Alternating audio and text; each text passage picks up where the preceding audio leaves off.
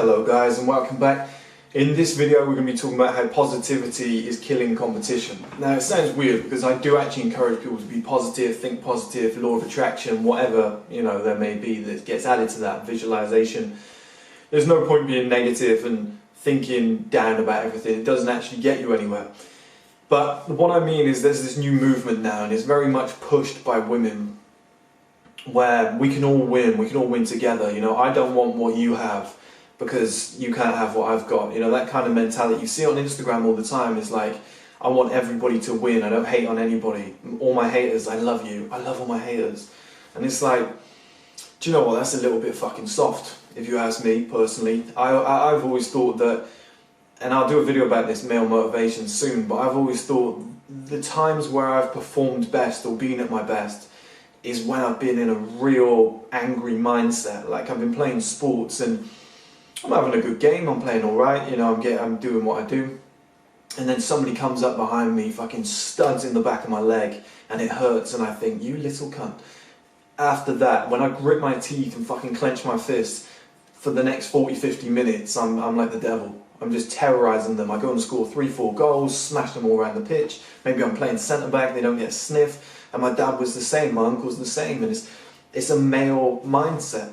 And the same is true in business. Like you look at guys like Dan Pena, and do you know what? Even Mark Zuckerberg from Facebook, he has the mentality. He's got the motto, which is either beat them or buy them. I believe I read that in I think it was The Social Effect. I think that's his book. I can't remember now. The book on Facebook. But he said you either beat them or buy them. That's a ruthless mindset. And all successful people have this, and we're seeing this positivity movement now of like, good blessings to everybody, even my haters, just good energy and good karma. And it's like, yeah, I'm sure, don't get me wrong, I'm sure that works, and I do law of attraction and visualization, but don't get soppy, don't get soppy. I was watching the Oasis documentary last night, and I think it was Liam Gallagher, it might have been Noel Gallagher actually, I'm not sure, one of the Gallagher fucking brothers anyway.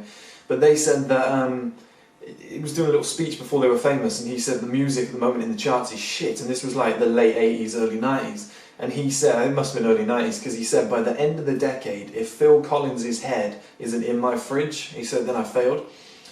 And I said the same when I started. I said if GQ still exists when I'm at the position I want to be at, then I fucked up. Like I don't look at GQ and think, oh, thousands of people are going to lose their job, we can all win, there's a slice of the pie for all of us. No, fuck that. I really don't give a shit. People will go and find jobs, they can come work for me, whatever, there'll be other opportunities, but I want to slice GQ's head clean off. And I want to say, look, your content is shit, everything you do is an ad, your whole magazine is a fucking fraud, is an ad for guys to buy Rolex watches, which nobody can fucking afford anyway. It's rude, you're not trying to... But what I'm doing here, I'm trying to teach you guys how to become better so that you can actually earn the money and have the life where you can afford a Rolex, There's a means to an end. And you might not even need a Rolex, But GQ, everything's a fucking ad, their content is shit. They just have Brad Pitt rolling down a sand dune wearing a t-shirt, or a shirt, like a silk shirt, which is an ad. I've actually seen this video. And then nothing really happens. Or Roger Federer gets out all his watches, or somebody talks about the things they can't live without. Again, it's probably a fucking ad. All the products on that table are an ad. They're sellouts, and I just think the male industry deserves more. Going to come in, Condé Nast, GQ, going to chop your head off, take you clean out. That mentality keeps me going. Sometimes it grits my teeth and I just think, yeah, fuck them, I'm going to work an extra 8 hours this weekend, I'm going to work even harder.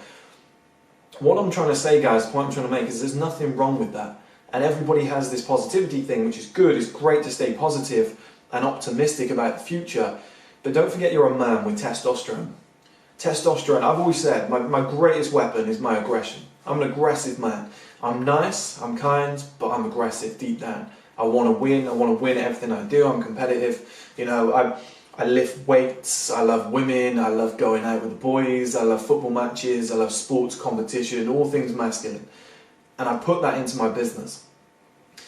And I think the alpha male concept is slightly outdated. I think it goes a little bit deeper. Like there's micro alphas. Somebody might be the best musician in their orchestra. They're the alpha. Do you know what I mean? It's completely different. And somebody who's massive muscles but isn't intelligent could be the beta male in like a finance office. It works different ways, all right?